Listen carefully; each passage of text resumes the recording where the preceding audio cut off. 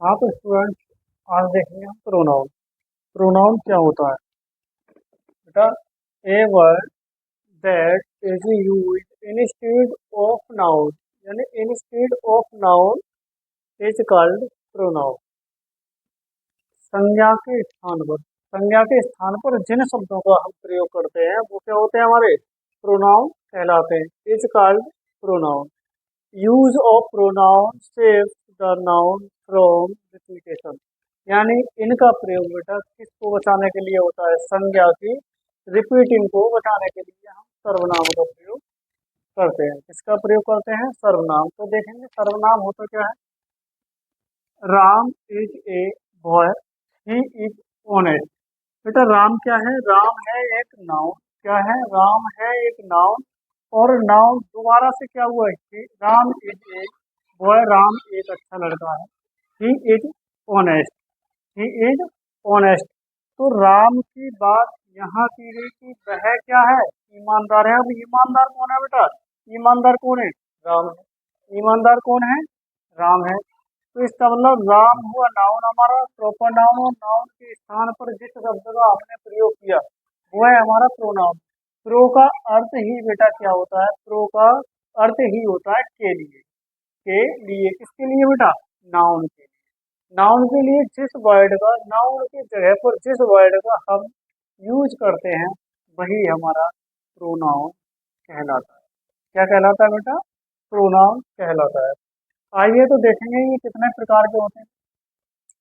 सबसे पहले हम पढ़ेंगे पर्सनल प्रोनाउन को। किस प्रोनाउन को पढ़ेंगे? पर्सनल प्रोनाउन को। बेटा एक तो एग्जांपल और समझा दे रहा हूँ ताकि आपको अच्छे तरीके से समझ में आ जाए।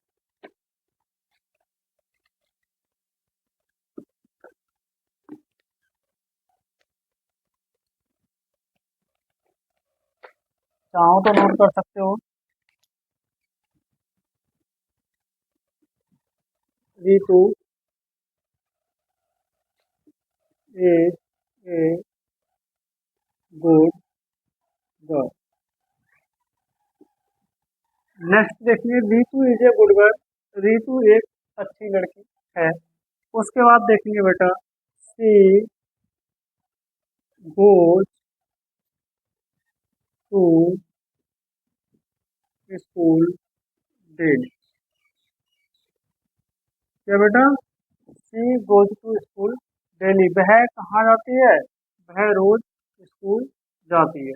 ठीक है, वह स्कूल जाती है। जाता कौन है स्कूल बेटा? रीतू जाती है। क्या जाती है? रीतू। यानी कि रीतू की रिपीटिंग रोकने के लिए, यानी रीतू क्या है? हमारा नाउन है। नाउन की रिपीटिंग रोकने के लिए जिस शब्द का प्रयोग हुआ है वो है बेटा सर्वनाम। और यहाँ पर क्या है? सर्वनाम है हमारा सी। क्या है बेटा?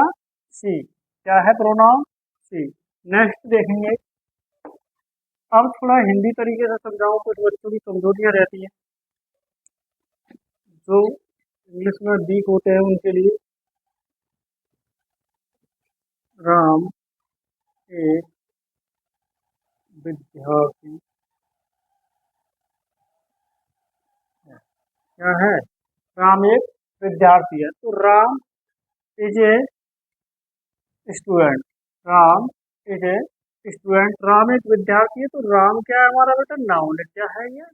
नाउन है। ठीक है। वह अंग्रेजी बोलता है। क्या है? वह अंग्रेजी बोलता है। कौन बोलता है बेटा अंग्रेजी? कौन बोलता है? राम। कौन बोलता है? राम। राम के स्थान पर क्या है हमारा? वह शब्द आया। यही तो प्रोनाउन है बेटा, यही तो प्रोनाउन है। क्या बोलता है? वह अंग्रेजी बोलता है। तो वह के लिए ही लगाते हैं बेटा। क्या लगाते हैं? ही लगाते हैं। नेक्स्ट देखेंगे, मैं उसे पढ़ाता हूँ। मैं उसे पढ़ाता हूँ। किसको? किसको पढ़ाता हूँ बेटा मैं? राम। किसको? राम को। यहाँ पर जो प्रयोग हुआ है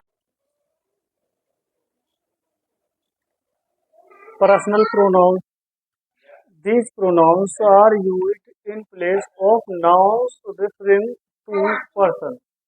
यानी इन सर्वनामों का जो प्रयोग करते हैं हम, वो बेटा व्यक्तिवाचक संज्ञा को इंगित करने के लिए करते हैं। किसके लिए करते हैं? व्यक्तिवाचक संज्ञा को इंगित करने के लिए करते हैं। ठीक, तो सभी समझ गए होंगे पर्सनल प्रोनाउन क्या है। बेटा देखेंगे ये कितने प्रकार के होते हैं, कौन कौन से केस होते हैं इनके। एक टेबल बनाएंगे हम, और वो टेबल होगी बेटा ये, इनको अलग अलग भागों में रखेंगे।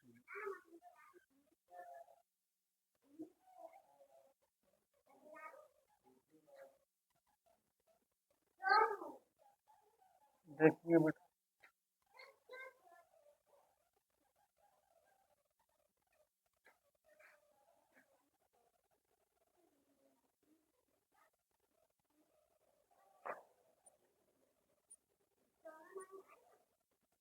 यहाँ पर डालेंगे पर्सन। क्या डालेंगे बेटा? पर्सन। और ये पर्सन यहाँ बनाएंगे टेबल। ठीक बेटा, थोड़ा इसे ऐसे कर लेंगे। यहाँ डालेंगे सब्जेक्ट की, नॉमिनेटिव केस या सब्जेक्ट केस।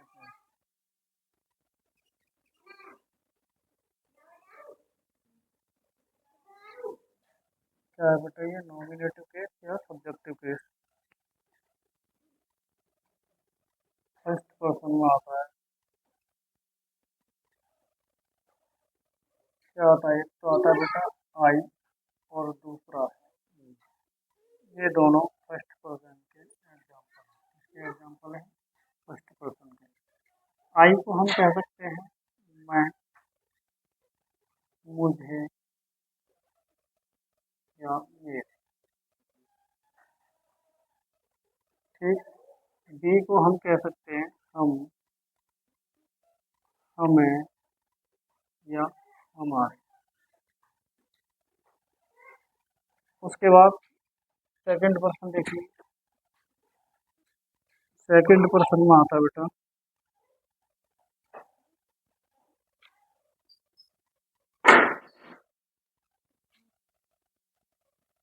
केवल एक ही है, और वो है यू। क्या है बेटा? यू। यू को हम लिख सकते हैं तुम, तुम्हें, तुम्हारे। ठीक बेटा, अब आता है हमारा थर्ड पर्सन। थर्ड पर्सन में हमारे जो प्रोनाउंस है, वो है बेटा वह, और ये होगा हमारा पुरुष के लिए। इसके लिए पुरुष। और एक होता है वह, ये होता है हमारा स्त्री के लिए। इसके लिए होगा बेटा स्त्री के लिए। अगला है हमारा दे। क्या है बेटा? दे।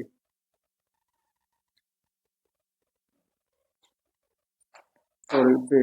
अगला होगा हमारा दे। इसको चलो समझ तो गए होंगे ये किसके लिए है। ये है बेटा, इसे कह सकते हैं उसे, या फिर उसका। क्या कह सकते हैं बेटा?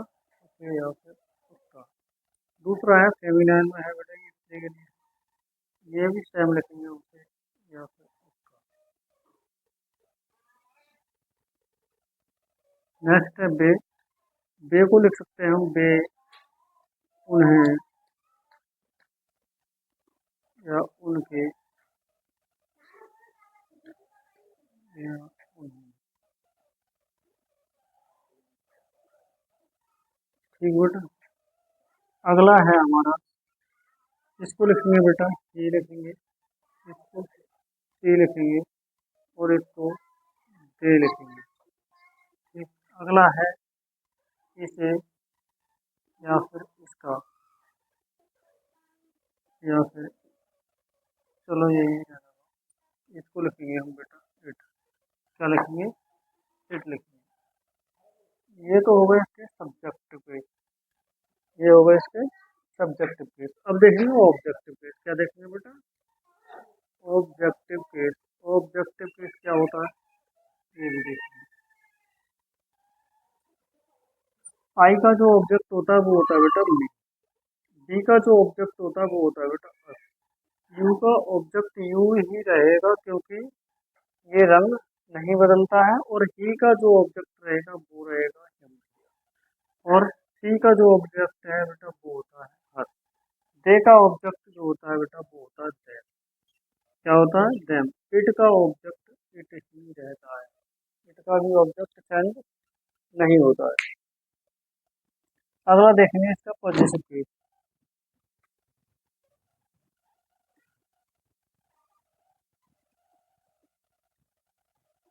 पॉजिटिव केस क्या होता है बेटा, तो ये ऑब्जेक्टिव केस हो गए। थोड़ा केस लगाना भूल गया।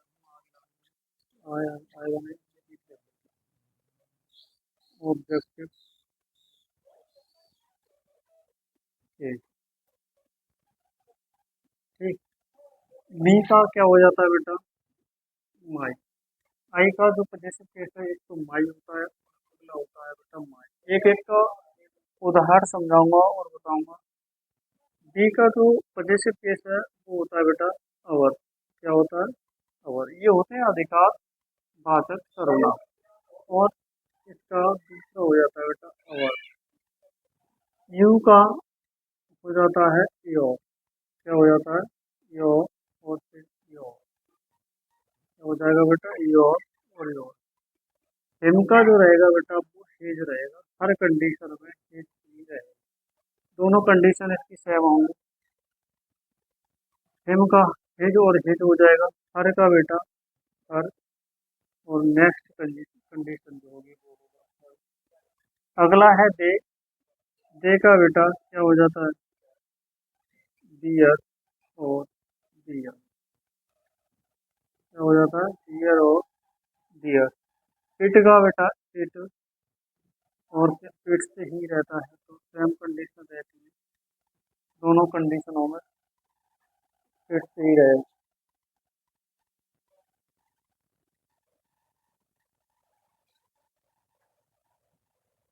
आन स्टूडेंट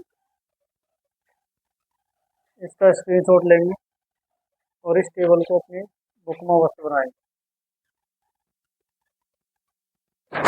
लो मैं थोड़ा हट जाता हूँ।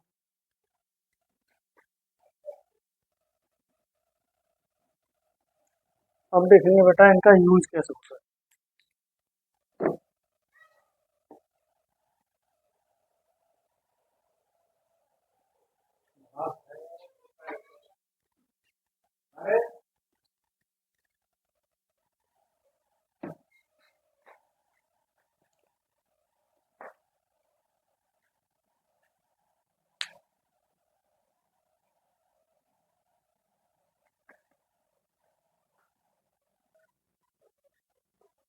स्क्रीनशॉट ले लेंगे सभी का और उतारेंगे अपने।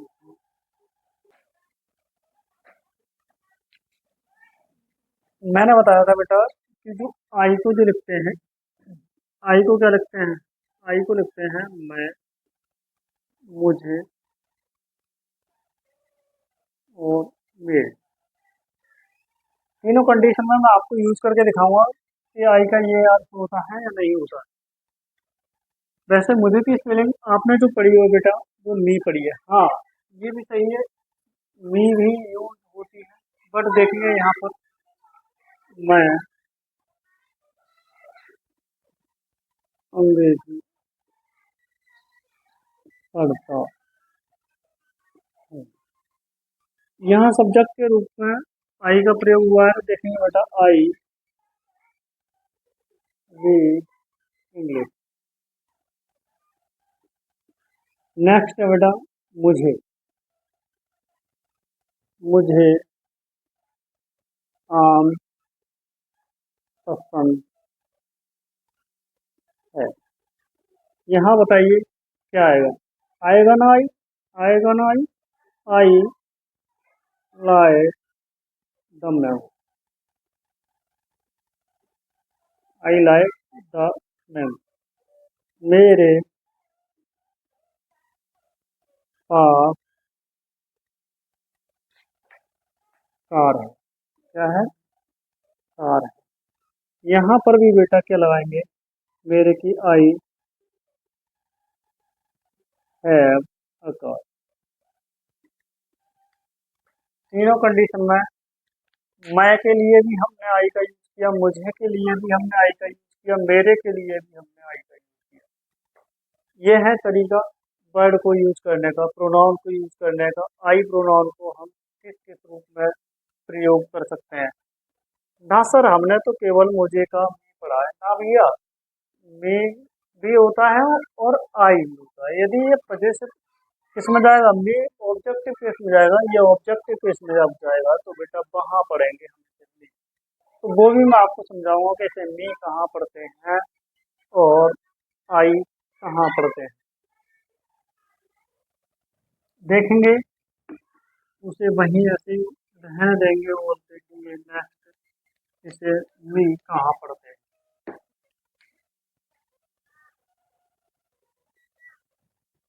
मुझे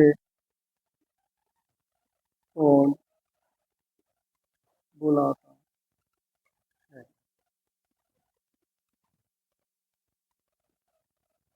तो बेटा यहाँ पर होगा जो सब्जेक्ट है वो ये वाला वर्ड सब्जेक्ट के रूप में प्रयोग हुआ है, हु, काल, काल, हु काल में। यहाँ पर आई क्या हुआ, मी हुआ। यहाँ जो मुझे है, मुझे का जो ऑब्जेक्टिव केस होता है वो होता है बेटा मी, और यहाँ जो मुझे यूज हुआ है वो यूज हुआ है ऑब्जेक्टिव केस। किसके रूप में यूज हुआ है बेटा, ऑब्जेक्टिव केस के रूप में। नेक्स्ट देखेंगे, रमन ने मुझे,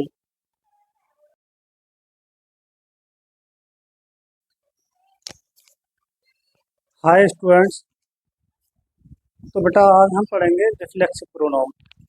ये रिफ्लेक्सिव प्रोनाउन क्या होता है, the pronouns which has an effective subject and note on other is called reflexive pronoun. यानी कि जिस सर्वनाम से, इससे जिस सर्वनाम से काम का जो प्रभाव होता है बेटा वो कर्ता पर पड़ता है। किस पर पड़ता है, काम का प्रभाव पूर्ण रूप से सब्जेक्ट पर पड़ता है बेटा, वहाँ क्या होता है, हमारा रिफ्लेक्सिव प्रोनाउन होता है बेटा। क्या होता है, रिफ्लेक्सिव प्रोनाउन। यानी कि कोई काम हो रहा हो और उसका जो प्रभाव हो वो कर्ता पर पड़े बेटा। किस पर पड़े, कर्ता पर पड़ेगा, तो वो क्या होगा बेटा, रिफ्लेक्सिव प्रोनाउन होगा। देखेंगे जैसे कि माई सेल्फ, हिमसेल्फ, हरसेल्फ, अवरसेल्फ, ये क्या है, रिफ्लेक्सिव प्रोनाउन के एग्जाम्पल हैं। देम सेल्फ भी इसमें ही आता है। सी लियर्न हरसेल्फ, यानी सी मिस उसने, लियर्न मिस याद किया, क्या, हरसेल्फ मिस स्वयं ही, क्या उसने स्वयं याद किया किसी लेसन को, किसी सब्जेक्ट ने इस कार्य के लिए, इस कार्य के लिए बेटा क्या किया, उसने स्वयं ही याद किया है। ऐसे क्या होगा, I will go my self, I will go my self, यानी कि मैं स्वयं चला जाऊंगा, मैं स्वयं चला जाऊंगा, या मैं खुद जाऊंगा। तो बेटा क्या है, कौन जा रहा है, खुद। इसका जो काम का जो प्रभाव है, यानी जाने का जो क्रिया जो दर्शा रहा है जाने की, वो क्या कह रहा है, करता कि मैं खुद स्वयं, यानी जो काम होगा वो उसका जो प्रभाव होगा बेटा कर्ता पर पड़ेगा। किस पर पड़ेगा, कर्ता पर पड़ेगा।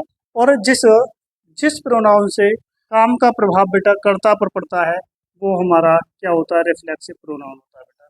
क्या होता है, रिफ्लेक्सिव प्रोनाउन। एक बात का विशेष ध्यान रखेंगे बेटा, रिफ्लेक्सिव प्रोनाउन और इम्फेटिक प्रोनाउन सेम एक जैसे ही होते हैं, बट उनमें अंतर क्या होता है, ये है यहाँ पर रिफ्लेक्सिव प्रोनाउन कहाँ आएगा, क्रिया के बाद आएगा, और इम्फेटिक प्रोनाउन बेटा पहचानने के लिए क्या होगा कि कर्ता के तुरंत बाद आएगा, वो क्या होगा, इम्फेटिक प्रोनाउन। और सबसे लास्ट में यानी कि कहाँ पर बेटा, क्रिया के बाद, क्रिया के बाद जिस प्रोनाउन का यूज होगा वो होगा बेटा रिफ्लेक्सिव प्रोनाउन। क्या होगा बेटा, रिफ्लेक्सिव प्रोनाउन। तो कौन कौन से होते हैं reflexive pronoun, my self, himself, her self, और our self, them self, dear self, ये सब क्या है, रिफ्लेक्सिव प्रोनाउन के उदाहरण हैं, एग्जाम्पल हैं बेटा। तो ये रिफ्लेक्सिव प्रोनाउन सबके अच्छे तरीके से समझ में आया होगा। अगला हम देखेंगे इम्फेटिक प्रोनाउन। क्या देखेंगे बेटा? इम्फेटिक प्रोनाउन, क्योंकि वो इसी की तरह होता है इसलिए उसको भी जरूर पढ़ना होगा। और देखेंगे कितना इजी है, वो भी सेम इसी की तरह है। किसकी तरह है? सेम इसी की तरह है।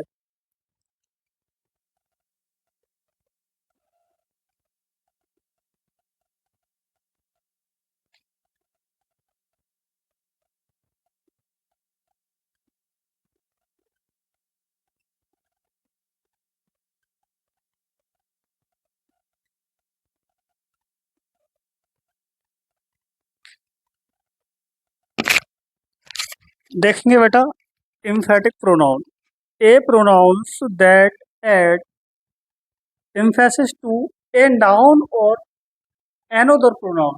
क्या बेटा? a noun or another pronoun is sentence is called emphatic pronoun। यानी ये कह रहा है बेसर्वनाम। कौन से सर्वनाम? बेसर्वनाम जो बेटा संज्ञा या किसी अन्य संज्ञा या किसी अन्य पर जोर डालता हो, किसी अन्य सर्वनाम पर। किस पर? संज्ञा या फिर किसी अन्य सर्वनाम पर। ए नाउन संज्ञा या फिर एनोदर प्रोनाउन अन्य सर्वनाम पर। इज सेंटेंस वाक्य में किस पर? किसी संज्ञा या फिर अन्य सर्वनाम पर जोर डालता हो, वह क्या कहलाता है बेटा? Pronoun is called emphatic pronoun. क्या कहलाता है? इज कॉल्ड एम्फेटिक प्रोनाउन, यानी कि उसे हम क्या कहते हैं? एम्फेटिक प्रोनाउन कहते हैं। दृढ़ता सूचक सर्वनाम कहते हैं। उसमें उसके भी एग्जाम्पल सेम रिफ्लेक्सिव प्रोनाउन की तरह ही होंगे। Himself, herself, my self, our self, dear self, them self. Next देखेंगे बेटा the president himself gave the speech. The president himself gave the speech, यानी कि प्रेसिडेंट ने हिमसेल्फ स्वयं ही क्या दिया? भाषण दिया। क्या दिया? प्रेसिडेंट ने स्वयं भाषण दिया। क्या दिया? स्वयं भाषण दिया। तो इसमें होगा बेटा इम्फेसिस ऑन द प्रेसिडेंट।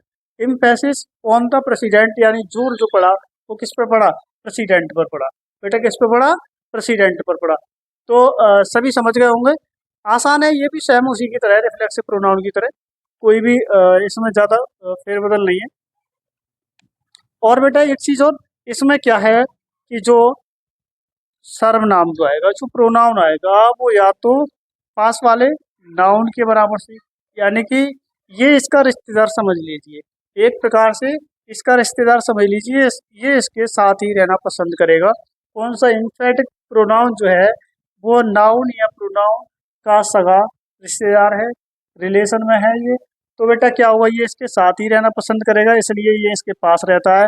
तो क्या हुआ बेटा? ये जब हम इम्फेटिक प्रोनाउन को पहचानेंगे तो एक प्रकार से ऐसे भी पहचान सकते हैं कि नाउन या प्रोनाउन के जस्ट बगल में दिया होगा, वही क्या होगा? वही क्या होगा? हमारा इम्फेटिक प्रोनाउन होगा बेटा। क्या होगा? और रिफ्लेक्सिव प्रोनाउन क्या होता है? हाँ, दोस्त तो है इसका, बट कहाँ? लास्ट में दिया होता है। कहाँ दिया होता है? थोड़ा वो बेटा दूर रहता है। कहाँ रहता है? दूर।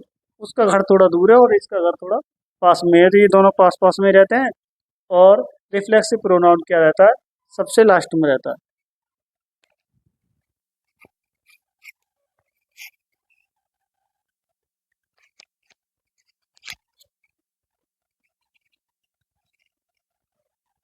अब देखेंगे बेटा रिलेटिव प्रोनाउन, संबंध सूचक सर्वनाम। ये संबंधवाचक सर्वनाम। The pronouns which are used to tell the relation, used to tell the relation of a person और a thing are called relative pronoun. यानी कि वे सर्वनाम, कौन से सर्वनाम? जो किससे बेटा रिलेशन बताते हैं। क्या बताते हैं? संबंध बताते हैं। Used to tell the relation of a person, व्यक्ति से या फिर और ए थिंग या फिर किसी वस्तु से। वे सर्वनाम जो किसी वस्तु से या व्यक्ति से क्या बताते हैं बेटा? टेल द रिलेशन, यानी संबंध बताते हैं, वो क्या कहलाते हैं बेटा? Are called relative pronoun. उन्हें क्या कहते हैं बेटा? क्या कहते हैं उन्हें? रिलेटिव प्रोनाउन कहते हैं, संबंधवाचक सर्वनाम कहते हैं। जिन सर्वनामों का प्रयोग किसी व्यक्ति या वस्तु को व्यक्ति या वस्तु के संबंध को बताने के लिए करते हैं, उन्हें क्या कहते हैं बेटा? रिलेटिव प्रोनाउन कहते हैं। जैसे कि हुज हो गया हमारा एक वर्ड, विच हो गया, दैट हो गया, हु हो गया, etc और अन्य भी हैं बेटा। I now girl who come here yesterday. देखिए बेटा यहाँ पर जो बात हो रही है किसकी हो रही है, नाउन की बात हो रही है। और नाउन का जो संबंध है, नाउन का जो संबंध है, इस नाउन का जो संबंध है वो इस वाले प्रोनाउन से है। किससे है, इस वाले प्रोनाउन से है। ऐसे ही बेटा इस वाले सेंटेंस में देखिए, I have done the job. Job का जो जॉब का जो संबंध है इस दैट से है। और दैट यहाँ पर क्या है बेटा, रिलेटिव प्रोनाउन है। क्या है, रिलेटिव प्रोनाउन है। क्या है बेटा ये, क्या है ये, संबंध बताने वाले सर्वनाम है। यानी ये नाउन के, किसी नाउन के, या फिर मतलब सभी नाउन में आते हैं, चाहे वो व्यक्ति हो चाहे वो थिंग हो। क्या है, ये इनके रिश्तेदार हैं। क्या है, इनके रिश्तेदार हैं। ये अपनी रिश्तेदारी बताते हैं। कोई कोई होता है वो अपनी पहचान बताने के लिए क्या करता है, कहता है भैया हमारी उससे रिश्तेदारी है। तो ये सर्वनाम जो है वो क्या कहते हैं, ये कहते हैं कि हमारी इस व्यक्ति से रिश्तेदारी है, हमारी इस वस्तु से रिश्तेदारी है बेटा। ठीक है, तो जो रिश्ते को बताते हैं, जो रिश्ते को दिखाते हैं, जो रिश्ते को दर्शाते हैं, वो क्या होते हैं बेटा, क्या होते हैं, रिलेटिव प्रोनाउन। जो रिलेशन को बताते हैं भाई क्या होते हैं, हमारे रिलेटिव प्रोनाउन होते हैं। तो सभी के अच्छे तरीके से ये भी समझ में आ गया होगा।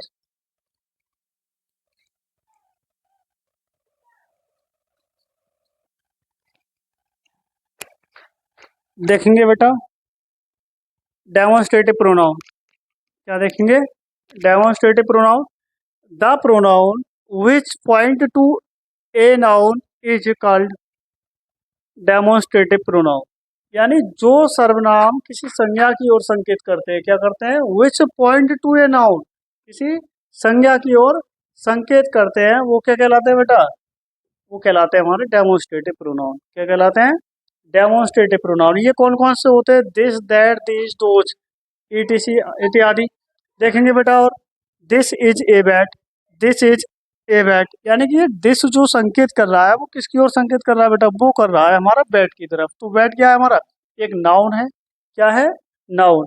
दिस इज ए बैट, यह क्या है बेटा, एक बल्ला है। दीज आर पेन्स, क्या है, दीज आर पेन्स, दीज मिस ये, आर मिस है, पेन्स मिस कलम, ये कलम है। तो बेटा जो पेंस की ओर संकेत कर रहा है, क्या, दीज, क्या कर रहा है बेटा, दीज, दीज वर्ड जो है हमारा वो किसकी ओर संकेत कर रहा है, पेंस की ओर संकेत कर रहा है। इसलिए क्या होगा बेटा, ये डेमोन्स्ट्रेटिव प्रोनाउन होगा बेटा। क्या होगा, डेमोन्स्ट्रेटिव प्रोनाउन, यानी कि वह सर्वनाम जो किसी संज्ञा की ओर संकेत करता है बेटा, वो क्या कहलाता है, डेमोन्स्ट्रेटिव प्रोनाउन कहलाता है।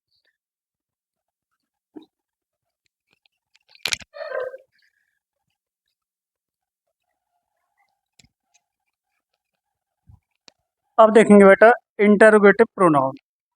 Words that ask questions are called interrogative pronoun. यानी कि वर्ड्स दैट आस्क, जो शब्द आस्क में पूछने के लिए, क्वेश्चंस में प्रश्न, जो शब्द प्रश्न पूछने के लिए प्रयोग किए जाते हैं, जिन शब्दों से प्रश्न पूछा जाता है, वो क्या क्या कहलाते हैं बेटा, आर कॉल्ड इंटरोगेटिव प्रोनाउन।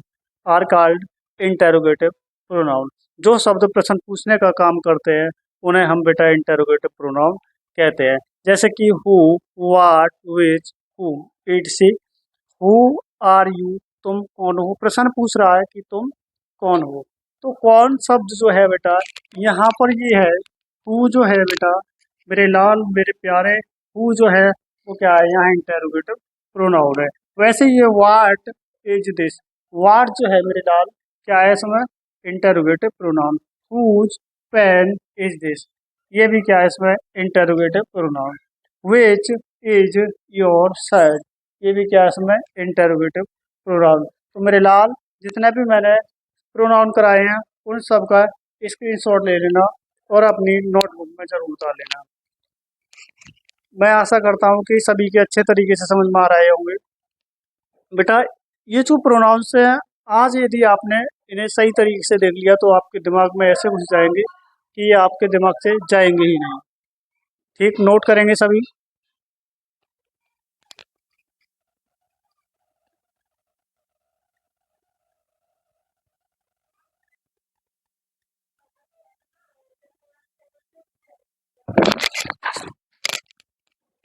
देखेंगे बेटा इंडेफिनिट प्रोनाउन। कौन से? इंडेफिनिट यानी अनिश्चित सर्वनाम। A pronoun that refers to a general value और अननाउन। अननाउन मतलब अज्ञात, पर्सन व्यक्ति, थिंग ग्रुप और amount is called indefinite pronoun. यानी ये बेसर्वनाम है बेटा, ये बेसर्वनाम है जो किसके बारे में बताते हैं? किसी सामान्य, अस्पष्ट यानी जो क्लियर ना हो, स्पष्ट ना हो, या फिर अज्ञात हो, अज्ञात और अस्पष्ट व्यक्ति या समूह या राशि को संदर्भित करता है, उसे क्या कहते हैं? अनिश्चित सर्वनाम कहते हैं। क्या कहते हैं बेटा? अनिश्चित सर्वनाम कहते हैं। जैसे कि एनी, सम, ईच, समथिंग, बोथ, सेवरल इत्यादि। नोट करेंगे इन्हें भी बेटा, जल्दी से उतारेंगे अपनी कॉपी पर।